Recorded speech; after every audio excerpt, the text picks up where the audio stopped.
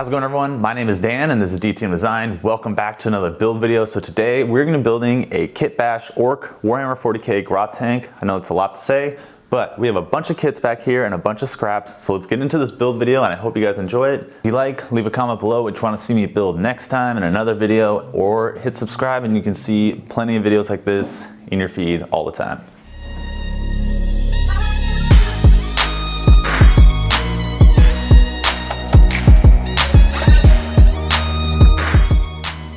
We're gonna figure out here what we want to do. You know, we got plenty of card stock to make, metal panels and layer up all this stuff to make it look cool. But we kind of want to get a theme going here, I'm guessing, or just like a, we want to have some story to the kit bash a little bit, right? That always helps a model look better and sell. So I'm gonna be looking around at all the bits I have. There's a bunch of like random junk in here that doesn't need to be in here. Now, I know they have in World War II some type of tank that does have a raft around it. So maybe we'll do something like that. I don't want to talk too long. I'm gonna start digging through here, seeing what kind of bits we have. Like we have this, that's a nice little engine. I have this that I 3D printed for something else that's hanging out. So that's a really good engine. And I definitely want to have a lot of exhaust and pipes. So that's my goal. So let's get into it. I've pulled out some scraps that I would like to be using for the grot tank and the build. I have dug through and found what I could find. Now, unfortunately, I don't have a lot of tank tracks. I thought I had more of this. I'm gonna look in my other box. Maybe I have more somewhere and I don't remember, but I will be looking shortly. Now, last thing I'm gonna do, so these are pretty much all the bits I thought were gonna be useful in the grot tank. From there, I can always grab more obviously from the box, but now we're going to be starting to use the plastic card to build up the shape.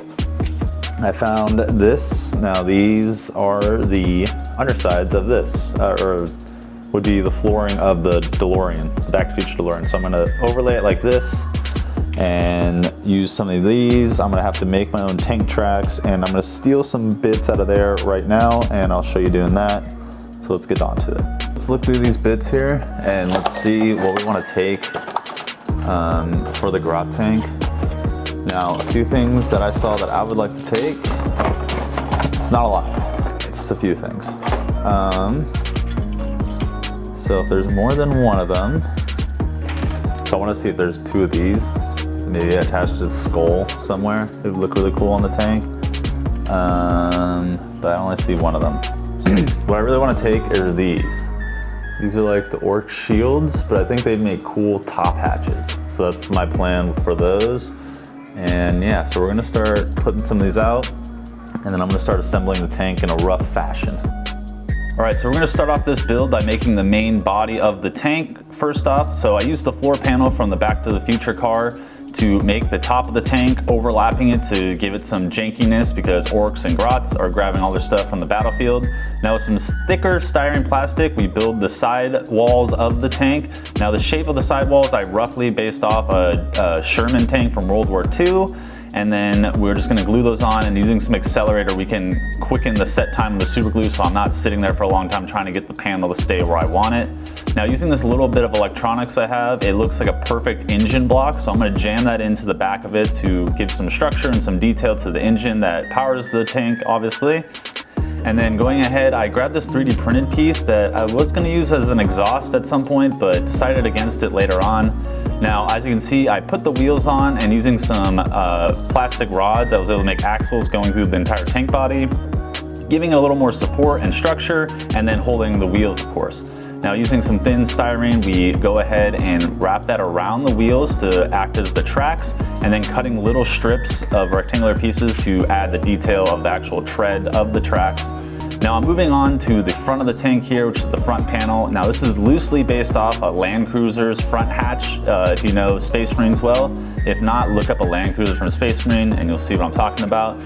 Now with the hatch there, it gives this kind of underbite look, which orcs kind of have this underbite on their own jaws, so I figured I should put some teeth onto the front hatch to give it more of an orky feel. And then taking one of the skulls that we found from the Savage Orcs bits, we can use that to mount up the front, giving it some more orc flair. Now I do eventually go and change this front, but we'll get into that later of why I did that. As you can see what the front looks like now, and then I also added that small gun in the front, blasting a hole as if it was damage done when they destroyed whatever the original vehicle was. And using my scorer, I add some panel lines to break up the flat surface of the plastic and just make it look like there's more panels and structure to the actual vehicle and giving it more realism overall. Alright guys, so moving on to the next part of this build here, we're going to be working on the turret. Now using some more plastic card, we're going to be cutting a hole in this one here. Now I'm going to be layering this up as like a random piece of steel that they threw on, and then using this piece that's from a model car kit that's supposed to be a spare tire cover. I'm going to be using that as the actual turret, so tracing it and then taking the piece I made, tracing that so that they're both exactly the same, as I had to kind of fine tune it so that the piece could sit within the circle and spin freely. Now as you can see, once I snap out this other piece, we're going to layer both these up so that there's enough lip for the turret not to fall out, and as you can see, it sits down inside the little circle we cut. Then we move on to the top hatch of the turret, and just using all these pieces here that I gathered up, one of them being from a toggle switch from an on-off thing. We make that, and then we start working on the barrel using this brass pipe, adding some styrene around the front of it to make it so it's not just a smooth, random barrel, and give it some more detail, some more depth, some more character. Again, building and structuring the world. Now here we have the tank so far. We have the wheels all set up. Now there is a big gap in the wheels, and I feel like that doesn't look like it functions correctly, and I want to add some more detail into there. So we're going to be doing that next, and as you can see, I added some detail to the turret, a little bit of steel paneling. Now I'm going to be going around and adding some more layers to that, but I want to give you a general idea of like the texture and adding detail to the turret. Before I went all the way through with it, obviously. And now we're going to be working on the main little extra detail of the wheels. Now, as you can see, this Sherman has these smaller wheels that are touching the ground. I'm going to do something similar like that to just give the tank that a little more like sense that it actually works, and that there's some suspension happening there, and just more life, more detail, and more looking like it functions.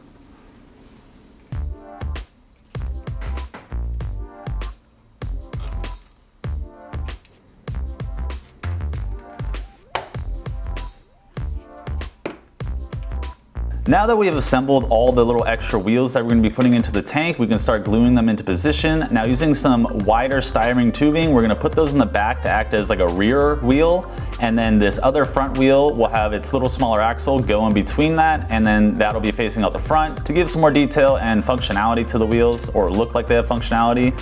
I did add a little brass rod on the one side as suspension, and I'll be doing all the same on the other side. Now we made these exhaust pipes and wrapped a chain around it to look like that's how they secured them in from jiggling around, and add a bunch of panels and rivets all over the place. Now this is heavily inspired by the 2008 Baneblade Orc kitbash they did for Games Day back in the day, and I decided I would like to change the front of my tank because I did not like it, and so we did the skull face with the gun coming out through the eye just like the Baneblade pretty much, and then added some more detail to the turret with the spikes, the checkers, some paneling, and we did some scoring with our scorer to add some panel lines. As you can see, we've built up all the stuff, and we've gone underneath even with the metal to give a little detail, even though you're not going to be seeing underneath the tank obviously. And the turret sits right on there, and that's pretty much the tank so far. I wanted to add one extra little detail in a reference to my grandfather, who actually served in World War II as a tank driver. Now they had, at a point in the war, welded a basket onto the back of their tank, and all their souvenirs from German helmets and whatever they were collecting along the way during the war was all back there. Eventually, a lieutenant told them, "What the hell are you doing? You gotta remove that. If you were captured with all that, you're not gonna have a good time with the Germans." So that's kind of what that little basket there is. I just put a little bomb in it. If I could have made it a little wider and looked a little better, maybe I would have filled it with some more bits, but I figured the bomb was just enough, and like, the Gretchens and the Orcs, they can't be carrying too much, so I figured one extra bomb is as much as they could go for. Now as you can see, we have the tank all ready to go, and we're just gonna hit it with some primer, and I hope you guys love the final results and enjoy these little detail shots.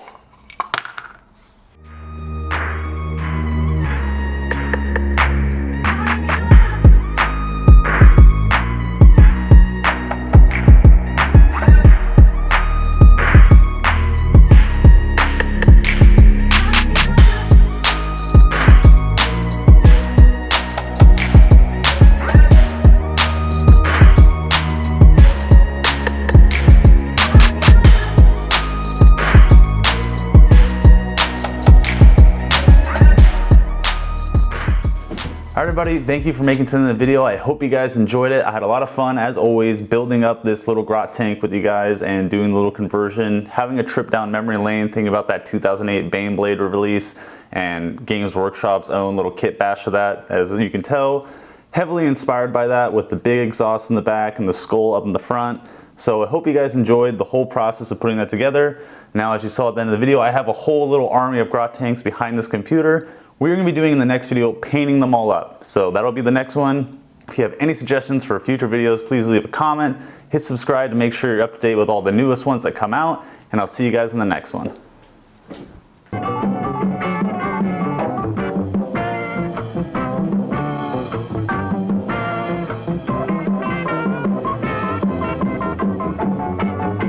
Release in 2008 that they can games